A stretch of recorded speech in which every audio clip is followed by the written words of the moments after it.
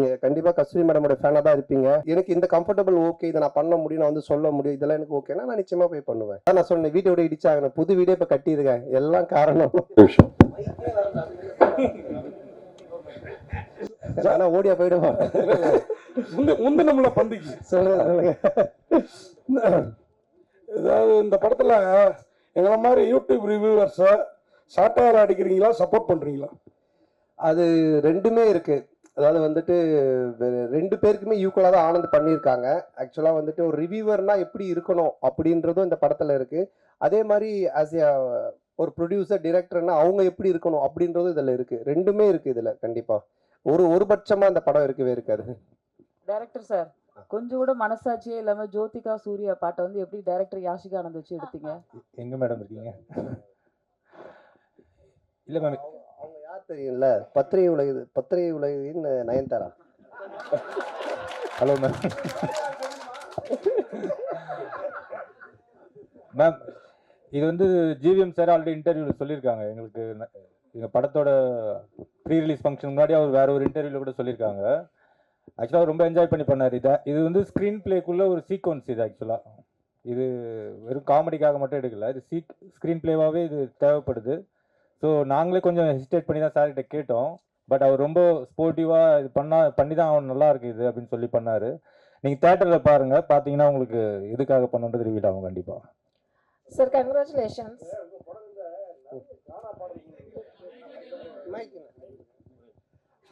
உங்கள் படங்களில் நிறைய கானா பாடல்களுக்கு முக்கியத்துவம் கொடுக்குறீங்க. அதுக்கு என்ன காரணம்? அதுக்கு இந்த ஹீரோக்களில் நீங்கள் ஹீரோவாக ஆயிட்டீங்க, அந்த மாதிரி இந்த இன்ட்ரோடக்ஷன் சாங்ஸு அந்த மாதிரிலாம் நீங்கள் இம்பார்ட்டன்ஸ் கொடுக்காம மெயினாக கானா பாடலுக்கு முக்கியத்துவம் கொடுக்கறதுக்கு என்ன காரணம்? இல்லை தம்பி, டைரக்டரும் அதுக்கு ஒரு முக்கிய காரணம். இவர் வந்து ராயபுரம், ஆனால் சொந்த ஊர் திருநெல்வேலி. அதனால பைல்வான் ரங்கநாதன் நடிக்க வச்சிருக்கான் படத்தில், அவங்க ஊருக்காரங்க அப்படின்னு சொல்லி. ஸோ அது மாதிரி அவங்க ராயபுரம். ஸோ இதுக்கு முன்னாடி நான் பண்ண கானா படம் பார்த்தீங்கன்னா ஜான்சன், அவன் வந்துட்டு வியாசார்பாடி. ஸோ இவங்க எல்லாருமே இன்புட்ஸ் கொடுக்கறதா, என்னோட இன்புட்ஸ்ன்னு கிடையாது. ஸோ அவங்க என்ன சொல்றாங்களோ அதை நம்ம கேட்டு பண்றது தானே. அந்த பாரிஸ் அதுதான் அதிலோட ஃபுல்லா கானா படம். ஆமா, அந்த டைரக்டர் வந்துட்டு வியாசார்பாடி. ஸோ இவர் ராயபுரம். இன்னும் நான் வந்துட்டு இது மின்ட்டு தாண்டவே இல்லை. சந்தானம் சார் ஒரு நிமிஷம். மணி சார், எப்போதுமே எல்லாருமே நிறைய வசூல் வரணும், திருப்பதியிலவே வந்து நம்ம வந்து சாமி கும்பிடணும் அப்படிம்பாங்க. இந்த படத்தில் நீங்கள் திருப்பதி கோவிந்தா கிண்டல் பண்ணியிருக்கீங்கன்னு சேலத்தில் வந்து நிறைய வக்கீல்கள் வந்து புகார் கொடுத்துருக்காங்க. அந்த கோவிந்தா பாட்டு வந்து உண்மையிலே கடவுளை கிண்டல் பண்ணியிருக்குதா? அவங்களுக்கு என்ன பதில்? அதான் இல்லை, அது வந்து கிண்டல் கிடையாது. அதாவது நிறைய பேர் நிறைய விஷயங்கள் சொல்லுவாங்க, ஓகேங்களா. இப்போ பார்க்குறவங்க எல்லாரும் அவங்களோட சஜஷன் சொல்லுவாங்க, இது சரியில்லை, அது மாற்றணும், இது பண்ணணுன்ட்டு. பட் அது எல்லாத்தையும் நம்ம எடுத்துக்க முடியாது, அப்படி வாழவும் முடியாது. கோர்ட் என்ன சொல்லுது, அப்புறம் சென்சார் சர்டிஃபிகேட், அவங்க சில ரூல்ஸ் அண்ட் ரெகுலேஷன்ஸ் வச்சிருக்காங்க. அவங்க சொல்றது மட்டும் தான் தமிழ் சினிமாவில் பண்ண முடியும். ஒரு கோர்ட் சொல்றதா நம்ம செய்ய முடியும். போறவங்க வரவங்க சொல்றதெல்லாம் நம்ம கேட்டு எதுவும் செய்ய முடியாது. ஆமாம், சென்சாரில் வந்து அவங்க பார்த்துட்டு என்ன கரெக்ஷனாக சொல்லியிருக்காங்க, அதையும் நாங்கள் பண்ணியிருக்கோம். ஸோ அதனால கரெக்டான ஒரு விஷயம்னா அது ஒன்று சட்டம் கோர்ட், இல்லைன்னா சினிமாவுக்கு சென்சார். இதை தவிர ஒரு போகிறவங்க வரவங்கலாம் சொல்கிறாங்க, நம்ம என்ன பண்ண முடியும், அது அவங்களோட கருத்து. சந்தானம். ஆமாம், அதில் நீங்கள் இப்போ பார்த்தீங்க அந்த பாட்டில் வந்துட்டு அந்த பாட்டு வரும், நடுவில் இவரோட கேரக்டரை பற்றி வரும். ஆனால் இதுக்கு அந்த பாட்டுக்கும் சம்மந்தம் இருக்காது. இப்போ நம்ம பெருமாளை பற்றியோ இல்லை கோவிந்தாவை பற்றியோ நம்ம கிண்டலாக பண்ணி தான் சொல்லலாம். அது எனக்கு வந்து நான் வந்து திருப்பதிக்கு போய் இப்போ இந்த ரிலீஸ் பண்ணி கூட நாங்கள் போகிறோம். நாங்கள் வந்து வருஷம் எல்லா படத்துக்குமே நானும் ஆனந்தம் கீழே இருந்து மேலே நடந்தே போவோம். இப்போ இந்த தடவையும் போகிறோம். நான் பெருமாளுடைய பக்தர், எனக்கு பெருமாள் ரிலீஸ் பண்ணி நான் போய் வேண்டிப்பேன். அவருடைய பாட்டு ஃபஸ்ட்டு வரணுன்றது என்னுடைய ஒரு ஆசையாக இருந்துச்சு. அதை தான் நம்ம வச்சிருக்கோமே தவிர. ரெண்டாவது உங்களுக்கு தெரியும், நான் வந்துட்டு கடவுள் நம்பிக்கை உடையவன். இன்னைக்கு டிஷர்ட் கரு போட்டுக்கிறவங்க கேட்குறீங்களா? ஸோ அதனால் நான் வந்து கடவுளை கிண்டல் பண்ணியோ கடவுள் இது பண்ணலாம் இது பண்ணவே மாட்டாது, உங்கள் எல்லாருக்குமே தெரிஞ்ச விஷயம். அதனால் அது வந்து என்னுடைய மன திருப்திக்காக வச்சது, அதுவும் சரியான முறையில் இருக்கு. சந்தானம் சார் சொல்லிட்டோம், நீங்கள் தமிழ் படைப்பாளி, பாட்டாளி, நல்ல தமிழ் பேர் வச்சிருக்கலாமே. இதுக்கான ஆக்சுவலாக வந்துட்டு இது தில்லுக்கு துட்டு 1லேருந்து ஆரம்பித்த சீக்வல்னு. இது தில்லுக்கு துட்டு 1, தில்லுக்கு துட்டு 2, அதுக்கப்புறம் டிடி ரிட்டர்ன்ஸ். ஸோ இப்படி எல்லாமே அதில் வந்ததுனால அதனுடைய சாயல் இருந்தால் ஈஸியாக ஆடியன்ஸ் கொஞ்சம் ரீச் ஆகும் அப்படின்றதுக்காக தானே தவிர, இல்லைன்னா நீங்கள் சொன்ன மாதிரி இப்போ நம்ம நல்ல ஒரு தமிழ் பேர் இதுக்கப்புறம் வைக்கலாங்க. சந்தானம் சார், இங்கே இங்க உங்களுக்கு right here. சொல்லுங்க. இப்போ ஒரு வாரமா வந்து எல்லையில் வந்து பதற்றம் இருக்கு, எதிர்பாராத பல நிகழ்வுகள் நடந்திருக்கு. இந்த நிகழ்வுகளால சில படங்கள் ரிலீஸ் ஆன படங்களை வந்து நிறுத்திட்டு புஷ் டேட்ஸ் ஆல்சோ. பலர் வந்து ரிலீஸ் பண்ணலான்றத வந்து புஷ் பண்றதுக்கான முயற்சி எடுத்திருக்காங்க. உங்களுக்கு அந்த மாதிரி ஏதாவது அன்சர்டனிட்டிஸ் இருந்ததா? போன வாரம் ஏதாவது மாற்றுதல் பிளான் பண்ணியிருந்தீங்களா? என்ன? ஆமா, நிச்சயமா இருந்துச்சு. அது நான் ப்ரொடியூசர் ஆர்யாட்டையும் நான் வந்து டிஸ்கஸ் பண்ணோம். ஆர்யாவும் பேசிட்டு இருந்தாங்க.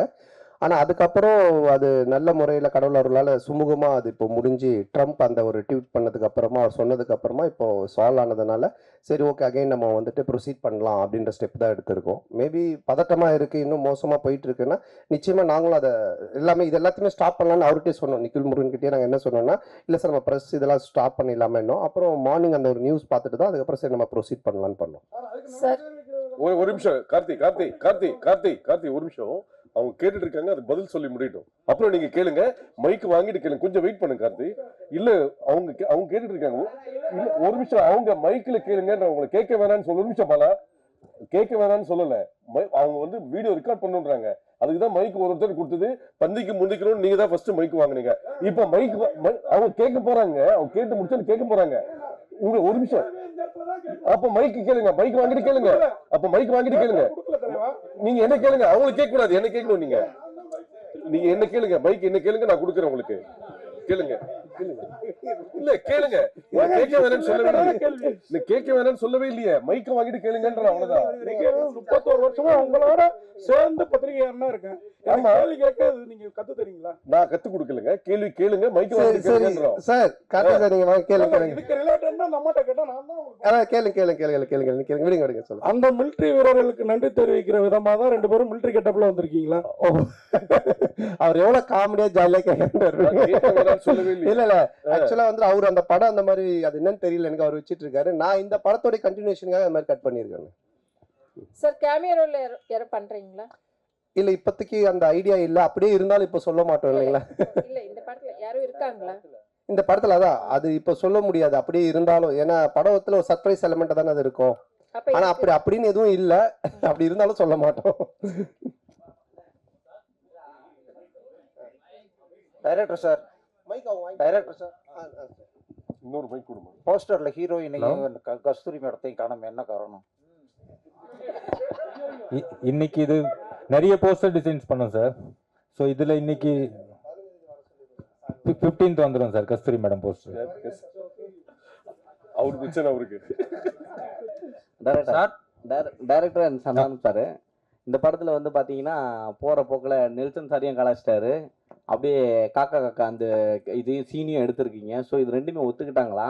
அதே போல் இந்த படம் முடிஞ்ச உடனே சந்தானம் சார் இந்த படத்துக்கு ரிவ்யூ பண்ணுவாரா? கண்டிப்பாக அதே படத்தில் ரிவ்யூ வருதானே. இது யாரையும் கலாச்சி பண்ணல. இது ஒரு ஃபேண்டசி வேர்ல்டுக்குள்ள ஒரு கிங்ஸ்லியாவே இருக்காரு. ஸோ அதை சொல்றதுக்கு ஒரே ஒரு பாயிண்ட் அவர் டைரக்டர் நெல்சன் தான். ஸோ அதனால தான் அதை மாதிரி ஒரு டைலாக் பண்ணோம். இல்லை அதுலயே சொல்லியிருப்பாரு, டேய் நீ நெல்சன் படத்தை ப்ராடக்டரா, நெல்சன் ஒரே மாதிரி கொண்டு போவாரா, நீ ஏன்டா மாத்துற அப்படின்ற மாதிரி ஒரு இதை போட்டிருப்பாரு. அதனால தான் கேட்டேன். நெல்சன் எதுவும் இது அப்ஜெக்ஷன் தெரிவிக்கலையா? இல்ல இப்போ என்னன்னா ஒரு டைரக்டருக்குன்னு ஒரு ஸ்டைல் இருக்கு ஓகேங்களா. இப்போ வந்துட்டு இவர் படம்னா இந்த மாதிரி இருக்கும் அப்படின்ட்டு. ஸோ ஆனந்த் படம் அப்படின்னாலே நிறைய கொஞ்சம் கிண்டல் அந்த சட்டையர் அந்த ஸ்பூஃப் இருக்கும். சில படத்தோடைய ரெஃபரன்ஸை வச்சு அவர் கிண்டல் அடிப்பாரு. அப்புறம் சில பேரோட கேரக்டர்ஸ் வச்சு பண்ணுவாரு. ஆனா அது எல்லாமே ஒரு ஃப்ரெண்ட்ஷிப்ல எல்லாரும் தெரிஞ்சவங்க, அவங்க கிட்ட எந்த ஒரு பாதிப்பும் வராதுன்னு தெரியுது மட்டும்தான் பண்ணுவோம். இல்லைன்னா அது பண்றது கிடையாது சார். இப்போ நாங்க ஜாலியா பேசிப்போம். ஆனா இவர்கிட்ட பேசினா அது செட் ஆகாதுன்னா அதை நாங்கள் அவங்கள தொட மாட்டோம் சார். இப்போ நீங்க பார்க்கிங் காசு கோவிந்தா, டிக்கெட் காசு கோவிந்தான்னு சொல்லிட்டு ஒரு விஷயம் சொல்றீங்க. லேட்டஸ்டா ஒரு 2 மாசத்துக்கு முன்னாடி பாத்தீங்கன்னா தேட்டரை விட்டு வெளியே வரும்போது பார்க்கிங் காசு வேஸ்ட்டு, பாப்கார்ன் காசு வேஸ்ட்டுன்னு சொல்லியிருக்கீங்க. எந்த படத்தை மென்ஷன் பண்ணி சொல்லியிருக்கீங்களா? இல்ல எந்த படத்தையும் மென்ஷன் பண்ணல.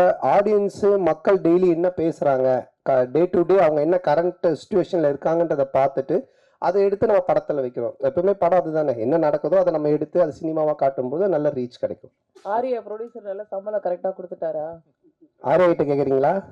சந்தானம் சார் சம்பளம் கேட்டது கொடுத்துட்டாரா? நான் கேட்டதை விட அதிகமாகவே கொடுத்துட்டாரு.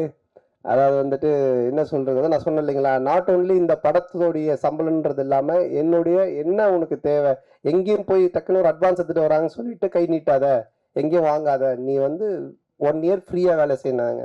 அதான் நான் சொன்னேன், வீட்டை விட இடிச்சாங்க, புது வீடே இப்போ கட்டியிருக்கேன், எல்லாம் காரணம் ஆர்யா பவன் தான். சார் இந்த படத்துல ஆனால் சந்தானம் இந்த படத்துல பார்த்தீங்கன்னா கவுண்டமணி சார் தான் ஒரு படங்கள்லாம் பார்த்தீங்கன்னா பேர் வைப்பாரு, கொயகா கச்ச மூஞ்சி, அனில் மூஞ்சி, அந்த மாதிரிலாம். ஸோ நீங்கள் வந்து நிறைய பேருக்கு இப்போ இந்த படத்துலேயே பார்த்தீங்கன்னா கெளுத்தி, கெண்டை, குறவ மீன் அந்த மாதிரிலாம் வச்சுருக்கீங்க. ஸோ இது எப்படி உங்களுக்கு மாட்டுதா ஜிலேபி மூஞ்சிலாம் வந்து? இல்லையே, நான் இதில் யாருக்கும் பேர் வைக்கலையே.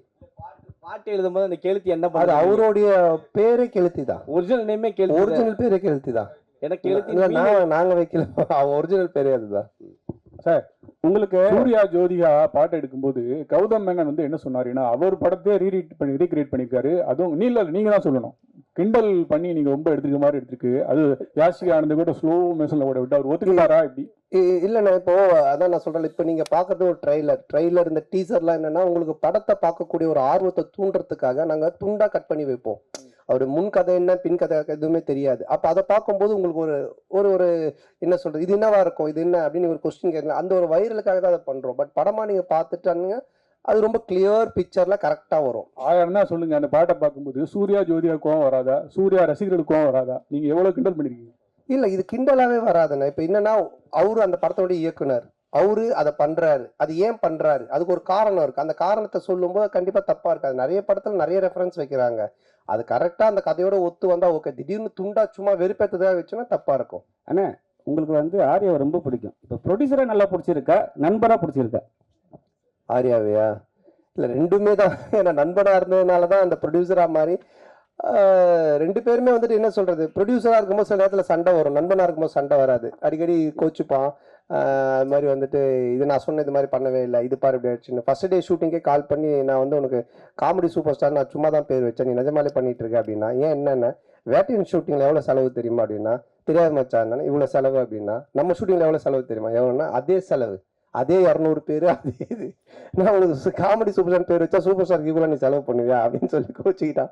அப்புறம் நான் சொன்னேன், இல்லை மச்சான் இது மாதிரி இதில் தேவைப்படுது அப்படின்னு. அதுக்கப்புறமா ரொம்ப சண்டை ஆயிடுச்சேன், டக்குன்னு என்ன பண்ணுவேன்னா ஒரு நாள் ஈஷாக்கு போயிடுவேன். உடனே ஃபோன் அடிப்பான், அங்கே அடிச்சிட்டு இல்லை சத்குருட்ட காசு வாங்கி கொடு அப்படின்வான். ஏய் அவர் பேப்பரா காசு வாங்கி தர முடியும், நீ அங்கே தானே போற, எனக்கு காசு வாங்கி கொடுத்துட்டு போ, அவர் பேர் போட்டு ப்ரொடியூசர் அப்படின்வான். சரி மச்சான் வந்து. ஸோ ப்ரொடியூசர் அது மாதிரி இடி சண்டை வரும், நண்பனாக இருக்கும்போது எதுவுமே இருக்காது, ஃபுல்லாக ஜாலியாக தான். ஆமாம், கொஞ்சம் அடிக்கடி நடக்கும். சார் போன மேடையில் அவங்கள கடவுளாக பார்த்து காலில் உண்டாரு கூல் சுரேஷ், இந்த படத்தில் இருக்கிறாரா? காணும். இல்லை, இந்த படத்தில் இல்லை, கடவுளை கொஞ்சம் அவருக்கு தரிசனத்தை கொஞ்சம் தள்ளி வச்சிருக்கோம். அவரும் வந்து படத்தை ரிவ்யூ கொடுப்பாரு சார். சார் இங்க சொல்லுங்க. ஒரு பாட்டில் வந்து பார்த்தீங்கன்னா படம் போட்டு 1 மணி நேரம் கழிச்சு வர்றாங்க, ஓசி டிக்கெட்டில் வராங்கன்னு சொல்றீங்க, அது யாரை சொல்றீங்க? இல்லை, இப்போ நிறைய பேர் வந்துட்டு பார்த்தீங்கன்னா பப்ளிக்ல வந்துட்டு இஷ்யூ பண்றாங்க, ஏதோ ஒரு டிக்கெட்ஸ் கொடுக்குறாங்க, இல்லை ஃபேன் ஷோ போடுறாங்க, ஏதோ ஒன்று பண்றாங்கன்னு வச்சுக்கோங்க. அதெல்லாம் கும்பலில் சில பேர் வராங்க, வந்துட்டு அவங்கெல்லாம் சில விஷயங்கள்லாம் பேசுறாங்க, அது வந்துட்டு நாளைக்கு பார்த்தீங்கன்னா வைரல் ஆகுது. அது நிறைய என்ன சொல்றது ரிவ்யூஸ் ஷோஸ்ல நீங்க பார்த்தீங்கன்னா இருக்கும். ஸோ இப்போ இதை வந்துட்டு வைரலாக நிறைய பேர் பேசுறாங்க, கமெண்ட்ஸில் சொல்றாங்க, இவன் ஓசி டிக்கெட்டில் வந்தவன்பா, இவன் பார் லேட் அண்ட் டாச், இதெல்லாம் வந்து கமெண்ட்ஸில் வர்றது. அது எல்லாத்தையும் எடுத்து தான் அந்த லிரிக்கெல்லாம் கெளுத்தி எழுதுனது. ஸோ எழுதும்போது நல்லா இருந்துச்சு, நாங்கள் கேட்டோம், இதெல்லாம் லைவ்ல இருக்குன்னா சரி ஓகே பண்ணிட்டோம். நீங்க இந்த படத்துல எப்படி ஓசி டிக்கெட் வாங்கி படம் பாக்குறீங்களா இல்ல தியேட்டர்ல போய் வாங்கி படம் பாக்குறீங்களா? நான் கொஞ்சம் ஓசி டிக்கெட் தான், ஏன்னா ரிவ்யூ பண்றோம் இல்லைங்களா, அப்போ ரிவ்யூ பண்ணும்போது எங்களுக்கு ஒரு ஷோ போடுவாங்க, அப்போ போவோம், அதனால தான் என்ன வச்சு அதை கலாச்சி பண்ணியிருக்காங்க. ஆனால் சந்தானே இந்த வருஷம் பார்த்தீங்கன்னா உங்களுக்கு அதிகமாக உங்கள் நட்பு சைடில் வந்து இழப்புகள், 2 இழப்புகள், சேஷ் அண்ணன், இன்னொன்று ஆண்டனி. ஸோ இந்த படத்தில் சேஷ் இருந்தால் எப்படி இருந்திருக்கும்? ஏன்னா இப்போ இல்லை. ஸோ ஒருவேளை சேஷுக்கான ஏதாவது சீக்வன்ஸ் ஏதாவது வச்சுருந்தீங்களா? அது இல்லாமல் டிடின்ற இதுக்கு வழக்கம் போயிட்டுருக்கு. இல்லை இருக்குது, அதாவது வந்து எங்கள் டீம் எல்லாருக்குமே நாங்கள் எழுதுவோம், அதில் இருந்துச்சு. ஆனால் பட்டு காலத்தின் இது அவர் இல்லை. பட் எல்லாருக்குமே எங்கள் டீமில் எல்லாருக்குமே வச்சு தான் எழுதுவோம். அந்த இப்போ கம்ஃபர்ட் ஜோனுன்னு ஒரு சில ஹீரோஸ் இருக்காங்க, அதே டேரக்டர் அதே டீமோட. இந்த ஹீரோஸ்க்கு வந்துன்னா அவங்களோட டீம் பண்ணால் கரெக்டாக இருக்கும். இதை நீங்கள் எப்படி பார்க்குறீங்க? உங்களுக்கு இதே மாதிரி தான் ஃபஸ்ட்டு பார்ட் 1, இப்போ 2, இதுக்கு அப்புறம் 3 பண்ண போகிறேன்னு சொன்னீங்க. ஸோ இதை தாண்டி நீங்கள் சண்டானமாக ஒரு ஆக்டராக, இப்போவுமே ஆக்டராக இதை தாண்டி ஒரு லெவலுக்கு வர வாய்ப்பு இருக்கா? இல்லை சார், இப்போ என்னென்னா படம் பார்த்தீங்கன்னா ஃபஸ்ட்டு மாதிரிலாம் ஒரு படம் பண்ணோம் டக்குன்னு இன்னொரு கதை அப்படின்லாம் கிடையாது. ஏன்னா இன்னைக்கு ஓப்பன் மீடியாவாக போச்சு, ஓடிடி பிளாட்ஃபார்ம் வந்தோடனே ஹாலிவுட் படத்துலேருந்து எல்லா படங்களுமே ஆடியன்ஸ் எல்லாத்தையுமே பார்க்குறாங்க. ஸோ ஒரு டைரக்டரோட ட்ராவல் பண்ணி ஒன்று சிங்க் ஆகி ஒன்று வந்து செட் ஆகிறதுக்கு மினிமம் ஒரு 2-3 படம் ஆகுது. அதனால தான் டக்கு டக்குன்னு மாற்றி போக முடியல. ஏன்னா என்னோட சிங்க் அவருக்கு தெரியணும், அவரோட சிங்க் எனக்கு தெரியணும். அதுக்காக தான் அந்த மாதிரி ட்ராவல் பண்ணுறோமே தவிர மற்றபடி. சந்தானம் சார் இங்கே தான் திரும்பி ரைட் ஹியர்.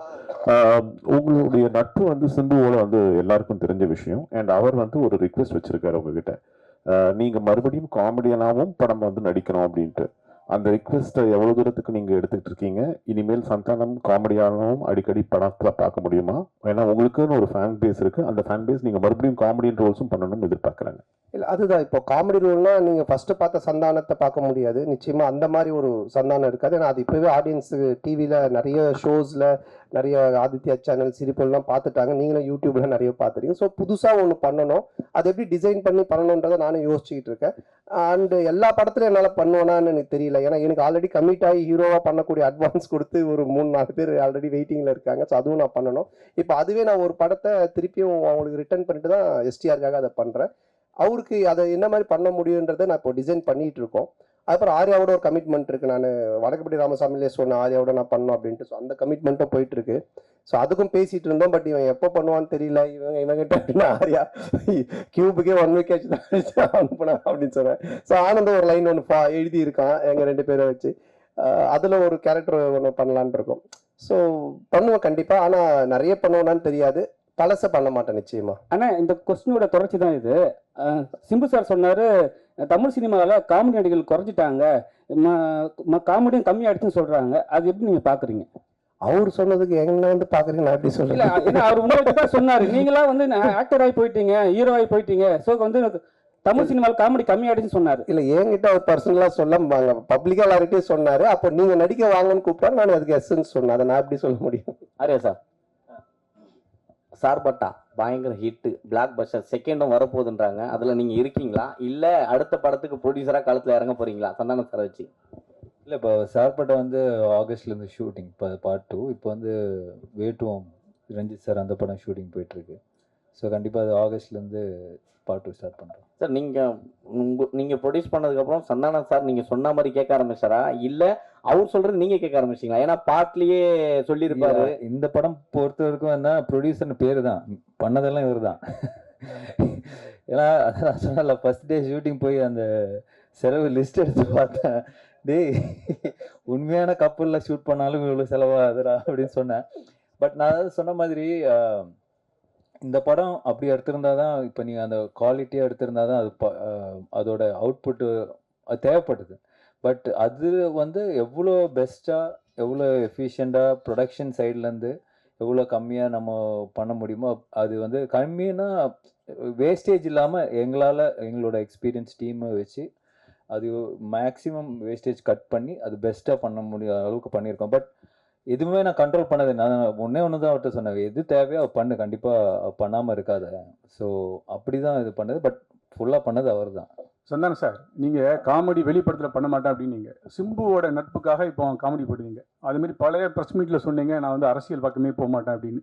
இப்போ உங்கள் நண்பர் உதயநிதி சார் வந்து பார்த்தாவா எனக்கு ஹெல்ப் பண்ணு அப்படின்னு அடுத்த மே மாதம் கூப்பிட்டாருன்னா சிம்பு மாதிரி அந்த கொள்கையை மாற்றி ஏதாவது பிரச்சாரத்துக்காவது போகிறதுக்கு ஐடியா இருக்கா?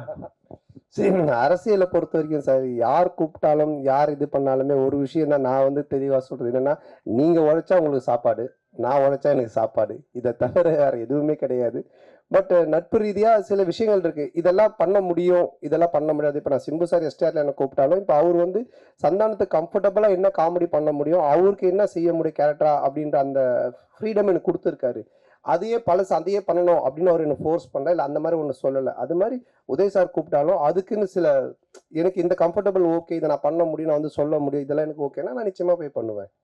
சார் சந்தானம் சார், அடுத்த வாரம் பார்த்தீங்கன்னா நீங்கள் நடித்த படம், சூரி நடித்த படம், யோகி பாபு நடித்த படம், உங்களுக்குள்ளாரே ஒரு போட்டி வந்துடுச்சு. அது எப்படி பார்க்க? ஏன் மற்ற இன்னொருத்தர் விட்டுட்டீங்களே, டாம் க்ரூஸ், மிஷன் இம்பாசிபிள் அவரே சேர்த்துக்குங்க. ஹாலிவுட் விட்டுட்டீங்க. அப்புறம் ஃபைனல் டெஸ்டினேஷன் அந்த ஹீரோ பேர் என்ன, ஹீரோயின் பேர் என்ன, பேர் தெரியல, அவங்களே சேர்த்துங்க. 5 பேர். தமிழ்நாட்டை விட்டு அதனால தெரியல. ஸோ அதனால எல்லாரையும் சேர்த்துங்க, மொத்தமாக எல்லாரும் காம்படிஷன்னால எத்தனை படம் வந்தாலும் ஓடும் சார், நல்லா இருந்துச்சுன்னா. சார் ஆரியா சார், நீங்கள் இதில் ப்ரொடியூசராக மட்டும் ரோல் பண்ணுறீங்களா, இல்லை ஏதாவது ஒரு சின்ன கேமியோ ரோல்? இல்லை சார், இல்லை சார், ஒன்லி ப்ரொடியூசர் ரோல் மட்டும்தான். ஆனால் சந்தானே, என்னதான் படம் கஷ்டப்பட்டு எடுத்தாலும் ரிவ்யூவர் வந்துட்டு முதல் நாளே கிளியும் கிழிச்சு தொங்க விடுவாங்க. இதை எப்படி பார்க்குறீங்க? ஏன்னா ரொம்ப கஷ்டப்பட்டா எடுக்கிறோம் எல்லாருமே. ஸோ ஏதாவது மிஸ்டேக் வரும். இல்ல அதை பாக்குறத விட உங்க 2 பேர் தான் நான் பாக்குறேன். மாத்தி மாத்தி ஏதாவது ஒரு பிரச்சனை பண்ணிட்டு இந்த நிக்கலி போய் இந்த நிக்கலி 2 பேர் பண்றத நல்லா பார்த்துட்டு இருக்கேன். சரி, அப்படிலாம் கிடையாது. நல்ல படம் வந்தா நல்லா இருக்குன்னு தான் சொல்றாங்க. ஓகேங்களா? ஸோ வந்துட்டு இப்போ இவர் ப்ளூ சட்டை மாறனே பாத்தீங்கன்னா எல்லா படத்தையும் அவர் கழிவு ஊத்துறது இல்லை. நல்ல படத்தை நல்லா இருக்குன்னு தான் சொல்றாரு அவரு. இந்த மாதிரி எல்லாம் நிறைய ரிவ்யூஸ் வந்து நல்லா இருக்கிற படத்தை நல்லா இருக்குன்னு சொல்றாங்க. அதனால இது நல்லா இருந்துச்சா நல்லா இருக்குன்னு சொல்ல போறாங்க. அவ்வளவுதான். தப்பு இருந்துச்சுன்னா நாங்க பார்த்துட்டு இது தப்பா இருந்தா உண்மையிலேயே நாங்க திருத்திக்க பார்ப்போம். தப்பு இல்லைன்னா அவரு அவர் ஏதோ சொல்றான்னு சொல்லிட்டு போவோம். அவ்வளவுதான். ஆனந்த் சார், தொடர்ந்து சந்தான சாருக்கே ஸ்கிரிப்ட் பண்ணிட்டு வந்துருக்கீங்க செகண்டு. அடுத்ததும் சந்தான சாருக்கே தான் லைன் சொல்லியிருக்கீங்கன்னு சொல்றாங்க. அடுத்து வெளியே வரதுக்கான வாய்ப்பு இருக்குமா? வேற ஹீரோக்களுக்கு பண்றதுக்கான வாய்ப்புகள்? இல்லை, கண்டிப்பாக பண்ணணும். அப்படிதான். அதுதான் ஃபஸ்ட்டு ஆர்யா சார் வச்சு ஒரு ரிஹர்சல் பார்க்கலாம். இல்லை, ஆர்யா சாருக்கு சொன்னாங்க முன்னாடியே லைன் தான் சொல்லு, ரெடி பண்ணி சொல்லு அப்படின்னாங்க. ஸோ கண்டிப்பாக இது முடிஞ்சோன்னா அடுத்து சாருக்கு தான். சந்தான சார், இந்த படத்துல கஸ்தூரிக்கு வந்து நீங்க பையனா நடிக்கீங்க, அவங்க அம்மாவா நடிக்காங்கன்னு ஒரே பேச்சா இருக்கு. அது எப்படி யோசிச்சு பார்த்தீங்க? கஸ்தூரி அம்மாவா? செட்டில் நீங்க அம்மா அம்மா அப்படின்னு கூப்பிடும்போது அவங்க ஃபீலிங் எப்படி இருந்தது? கஸ்தூரி மேடம் சார் கேட்க சொன்னாரா? நான் கேட்டா வந்து ஏதாவது சொல்றாங்க, நீ கேளு. இல்ல, அதான் நீங்க இது படம் பார்த்தீங்கன்னா தெரியும். ஏன்னா வந்துட்டு அவங்களுடைய என்ன சொல்றது, அவங்கள வந்து அம்மாவை கூப்பிட்டு அவங்கள வந்து பண்ண வைக்கணுன்றது எங்களுடைய வந்துட்டு மோட்டிவேஷனே கிடையாது. ஏன்னா இப்போ எனக்கு ஒரு அம்மானா அவங்களுக்கு ஒரு ஏஜ் குரூப் இருக்கு, அதை கூப்பிட்டு தான் பண்ணுவோம். பட் இது ஒரு ரீசன் இருக்கு கதையில அப்படின்றத நாங்கள் எக்ஸ்பிளைன் பண்ணோம். அதை கேட்டுட்டு அவங்களுக்கு ரொம்ப பிடிச்சி போச்சு. ஸோ அதனால தான் அவங்க அதை பண்ணாங்க. நீங்கள் படம் பார்க்கும்போது நீங்கள் கண்டிப்பாக கஸ்தூரி மேடமோட ஃபேனாக தான் இருப்பீங்க. அதனால வந்துட்டு நிச்சயமா அவங்களா 2 தடவை பார்ப்பீங்க. டைரக்டர் சார், அது மாதிரி அன்னைக்கு சந்தான சார் அந்த ஆடியோ ரிலீஸ்ல பேசுறப்ப அவருக்கு புக் காமெடி இருக்கு, முட்டராஜனுக்கு எலி காமெடி இருக்கு. சந்தான சாருக்கு என்னெல்லாம் காமெடி இருக்குது படத்துல? சந்தானம் சார் தான் இந்த காமெடியோட ஃப்ளோவே டேக் ஓவர் பண்ணுறவர். டோட்டலாக உங்களுக்கு ஓப்பனிங் படம் ஆரம்பித்ததுலேருந்து இந்த படத்தில் தான் சொன்னேன், ஓஜி சாண்டா ரிட்டர்ன்ஸ்ன்ற மாதிரி. ஏன்னா ஓவரால் இந்த படத்தையே கேரி ஓவர் பண்ணுறது சந்தானம் சார் தான். அவரோட ஸ்க்ரீன் ப்ரெசன்ஸ்லேருந்து அவரோட லுக்கு, அவரோட பாடி லாங்குவேஜ் ரொம்ப ஃப்ரெஷ்ஷாக இருக்கும். உங்களுக்கு பார்க்கும் போது ஆடியன்ஸ்க்கும் சரி, எனக்கு அதான் எப்பயுமே சொல்லுவேன், எனக்கு ரொம்ப பிடிச்சது பார்த்தா காட்டுப்பூச்சி அந்த மாதிரி கேரக்டர்ஸ் பண்ணணுன்னு. ஸோ அதை பிரேக் பண்ணுவான் இந்த கிசா 47. கண்டிப்பாக என்ஜாய் பண்ணுவீங்க. சார் சந்தானம் சார், இந்த டிடி பிரச்சனை உங்களை விட்டு போகவே மாட்டுது. இந்த டிடி பிரச்சனைக்கு ஏதாவது தீர்வு இருக்கா? ஏன்னா உங்களுக்குள்ளேயே தான் நடந்துட்டு இருக்குன்னு ஒரு வார் போயிட்டு இருக்கு அப்படின்றாங்க. இல்லை, அது வந்துட்டு என்ன சொல்றது, ஒரு படம் ரிலீஸ் ஆகும்போது இப்போ பல பிரச்சனைகள் வரும். இப்போ அண்ணன் கேட்டாங்க தெரியல, சாங்கை பற்றி, டிடியை பற்றி வரும், அதை பற்றி வரும், போஸ்டரை பற்றி வரும். இது வந்து யூஸ்வலாக சினிமா நம்ம பண்ணும்போது எல்லாமே வரும். பட் ஒன்று தான், எதுவுமே சட்ட ரீதியாக கோர்ட் மூலமாக ஒரு விஷயம் ஆனால் மட்டும்தான் அது பிரச்சனை. இல்லைன்னா மற்றெல்லாம் சும்மா வாய் பேச்சு. இப்போ நீங்கள் கூட 10 வார்த்தை கேட்கலாம். ஏன்னா நீங்களும் பிளாக் டிஷர்ட், நானும் பிளாக் டிஷர்ட், எதுக்கு என்ன மாதிரி போட்டுங்க கூட கேட்கலாம். பார்த்தீங்களா? கைட்டிட்டு வெறும் உடம்பு முறையாக போக முடியும் நீங்கள் வீட்டுக்கு. ஸோ அந்த மாதிரி தான் அது சட்ட ரீதியாக என்னவோ அதுக்கு வந்து ஆன்சர் சொல்ல முடியும். வேற ஏதாவது கொஸ்டின்? அனைவருக்கும் நன்றி, வணக்கம். நன்றி, ரொம்ப நன்றி. படத்தை வந்து பாருங்க, தொடர்ந்து சப்போர்ட் பண்ணிருக்கீங்க. இந்த படத்தையும் கொஞ்சம் சப்போர்ட் ஆஃப் பண்ணிட்டீங்களா இருக்கா? இதெல்லாம் கொஞ்சம் படத்தை சப்போர்ட் பண்ணுங்க. நன்றி, தேங்க்யூ.